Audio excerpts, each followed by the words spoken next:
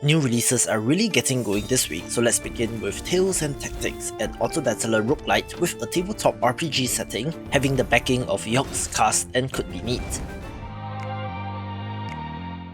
The developers of the insanely popular Medieval Dynasty are the publisher for Sengoku Dynasty, one that appears to be taking that same concept but applying it to a feudal Japan setting. I'll admit, I was a little too harsh with the game when I first previewed it since I said it seemed like a reskin, but I suppose that's par for the course in games and even creativity in general, since nothing is 100% original, where the mixture of first-person survival crafting, village management and third-person action has the potential to do very well indeed. One thing to note is that there doesn't appear to be samurai, ninja or the like in this current version of the game, rather having a more realistic rather than Japanese video game trope approach, where chances are this will be quite popular, so keep an eye on it. Hey, if you made it this far, subscribe to my weekly newsletter to keep on top of all things indie games, link in the description below.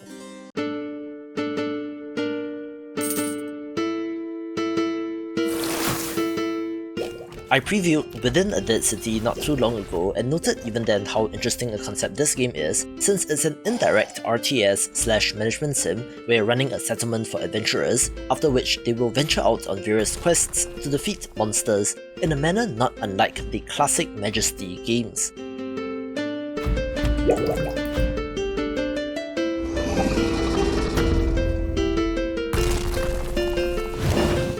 The limited colour palette and pixel art is intentionally done this way, giving it a distinct visual style which not everyone might appreciate, but the systems and simulation in this should be neat, and I'm always a fan of games with this idea.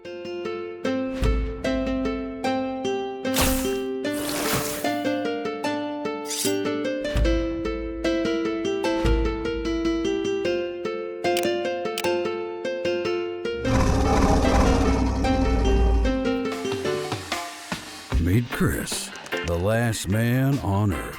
Help him set up the coziest survivor camp on a skyscraper roof.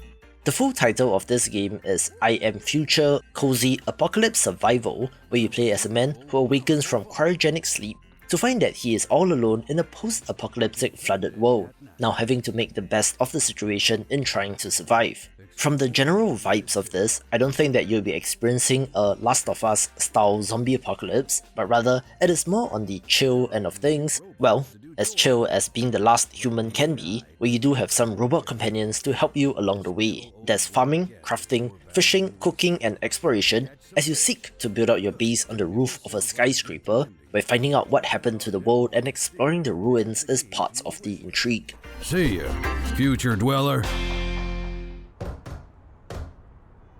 Did you lose your keys, Fred?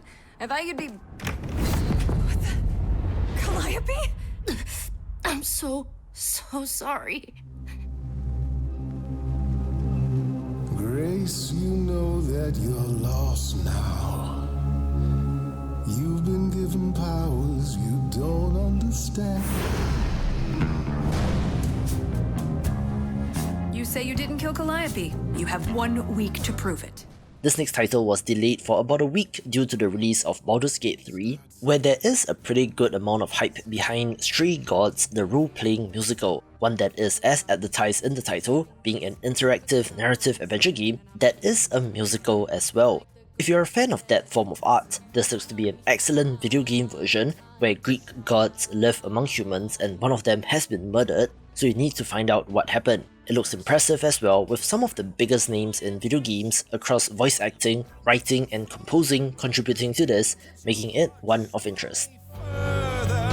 You abandoned me to a terrible fate. This is not enough. True magic is a different and older power. Ready to face the music? Only you can decide. Lost in a moment, lost in a song. You're always looking out for me, Freddy. Best friends to the end, right? Lost in a moment, lost in a song. I wish I knew where I fit. Surely your life is just beginning. Lost in a moment, Very soon. lost in a be no more. Lost in a moment. Hey, does anyone remember Wild Hearts, EA's take on the Monster Hunter-like title released earlier this year to a little bit of a mixed reception, where it is tough to go after the king? Where we have another such game this week in Atlas Fallen, one that takes place in a sand-covered world like Dune, but where you're hunting legendary monsters. This is a PC and current-gen console-only game, so the visuals should be impressive, with things like physics and sand playing a key role, so let's see how this one does instead. Smaller games begin with the Steam port of 1-Bit Survival, a turn-based survival horror game with a fantastic art style, where this has been well received so PC players get to check it out.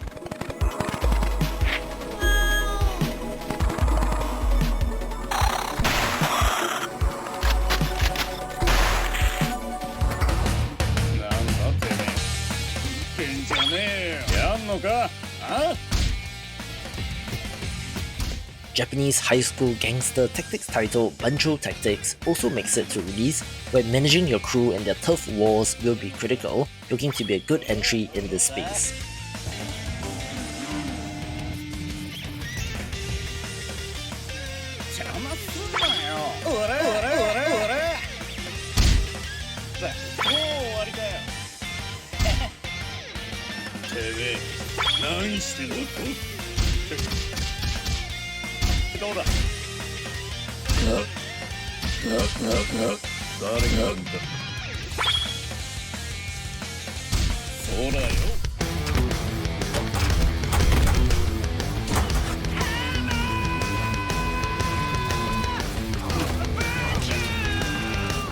This next title has been promoting the hell out of itself on Twitter, where I'm definitely suspicious as to the quality of Hammer of Virtue, since it bills itself as a physics-based action game but looks like Unity assets cobbled together, so let's see if they prove me wrong.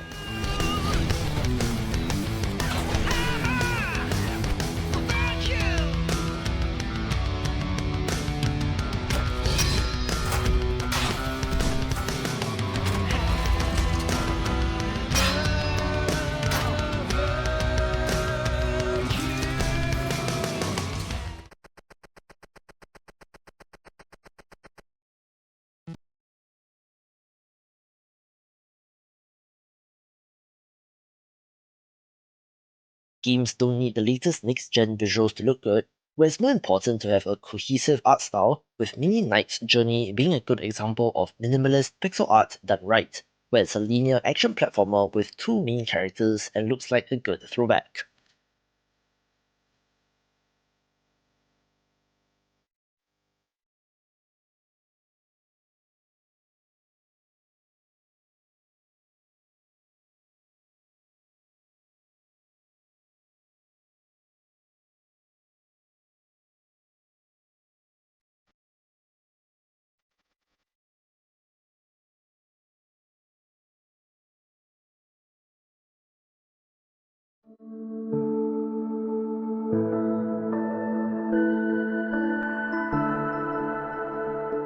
From the visuals of Mondealy, you might be able to tell without me saying that this takes inspiration from Undertale and One Shot, that the developers do also add Stardew Valley into the mix, but this resembles a more classic adventure game instead of an RPG, where it's about talking to characters, making choices, exploration, and some item collecting, and might be neat.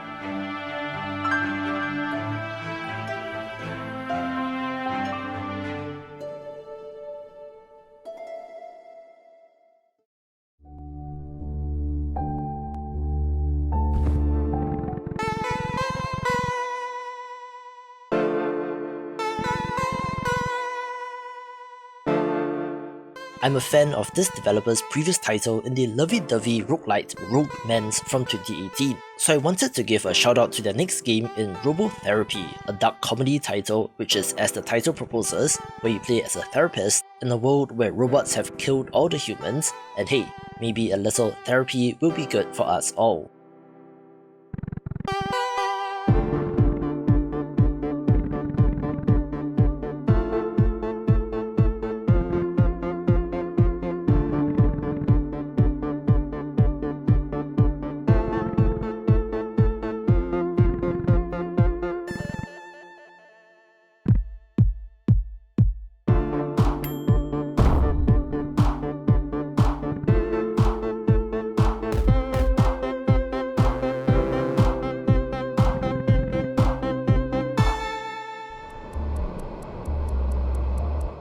Another first-person title of interest is Space Mechanic Simulator, where you are drifting about in space, repairing various broken machines, having the potential to be fairly popular. This arcade action platformer is from developer Andrew Morrish, best known for Kingsway and Super Puzzle Platformer Deluxe, where UFO Unidentified Falling Objects has a resemblance to the latter, which was pretty fun, where I'll have more on this game in a separate video soon.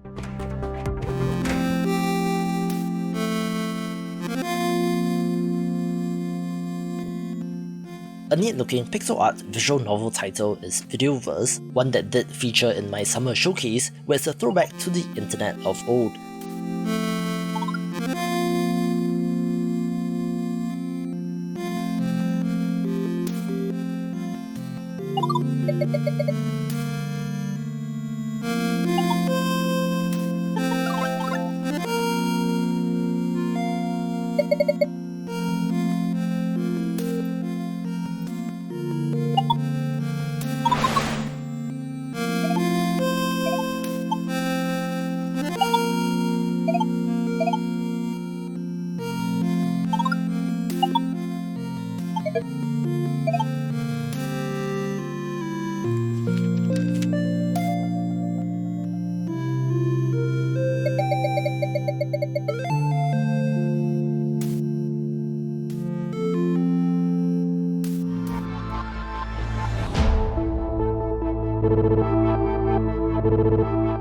The top 5 begins with World Deep Threat, a paid DLC to a popular roguelite action defense game which has been criticized as 90 degrees rotated Dome Keeper, which is not too far from the truth, but like Sengoku Dynasty mentioned earlier, tweaks on the formula has been interesting. With the low $5 price point of the original, did sell quite a number of copies, although this is supposed to rise to $7. This DLC continues the narrative and adds 9 new mine biomes to explore, with new enemies and bosses as well, and should be good.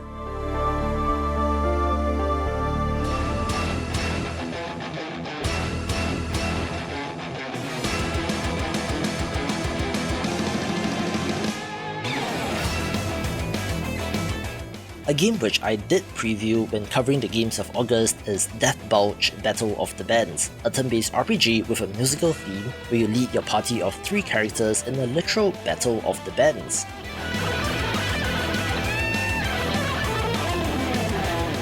This is from a webcomic creator, so the writing should be good, with an insane and wacky world to explore, and should be on the more humorous end of things. The 3 characters have various forms or classes to choose from, where the almost rhythm game inspired active turn-based combat system should be fun and might be a hidden gem of the week.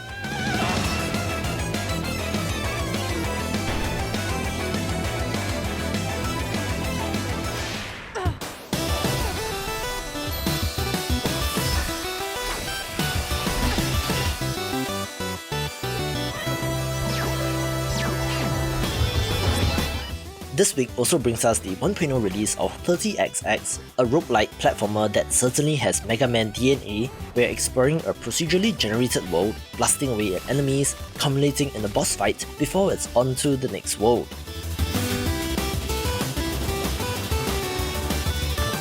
There are 2 characters to choose from, the Mega Man and Zero stand-ins if you may, but this is a fan favourite, so I'm excited to see the final state of release.